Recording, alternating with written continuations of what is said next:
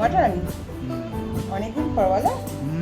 আমার শরীর খারাপ না, আমার শরীর খারাপ পর একদিন নিয়ে এসেছিলে আর আজকে কি সারপ্রাইজ ছিলে, বললে যে চিকেন আনবে, তাও আনলাম। চলে গেছে ওখানে।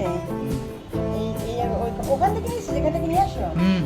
ওই মটনটা ভালোই হয়, লাল লাল ঝাল করে করবো। হ্যাঁ ঠিক আছে, চলো।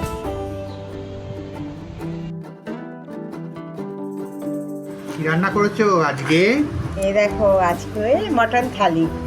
কি কি আছে বলো? শাক না, আগে আছে ভাত, হ্যাঁ, লেবু, কাঁচা লঙ্কা লাগবে না, নিইনি, শসা, পেঁয়াজ, এটা হচ্ছে সাদা নোটের শাক, গোল গোল করে আলু ভাজা, লাল লাল ঝাল ঝাল করে মটন। মাটন, এটা তো মেন। হ্যাঁ, কেমন টেস্ট করে হচ্ছে আগেই? কেমন হয়েছে? দারুণ। দারুণ তো। আর আছে আমের চাটনি, আমের চাটনি, আর হচ্ছে পাঁপড় ভাজা। পাঁপড় ভাজা। পাঁপড়টা এখন বের করলাম না। ঠিক আছে, ঠিক আছে, পাঁপড়টা এখন আমের প্যাকেটে থাক। চাটনিটা অনেকদিন পর হচ্ছে, মটনটাও অনেকদিন পর হচ্ছে। না না, এর মধ্যে আরেকদিন হয়েছিল, ভুলে ও গেছি। হ্যাঁ, সেইটা ওরম হয়নি। এত রগরগে ওইটা হয়নি। খারাপ না তোমার, হ্যাঁ, এত রগরগে। পাঁপড়টা এখন বের করলাম না, ঠিক আছে, পাঁপড়টা নিতেই যাবে। হুম হুম, এই হচ্ছে আজকে আমার মাটনের থালি। খুব সুন্দর হয়েছিল মটনটা, জানো।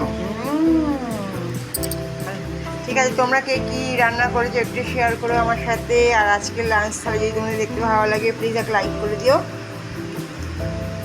দারুণ হয়েছে।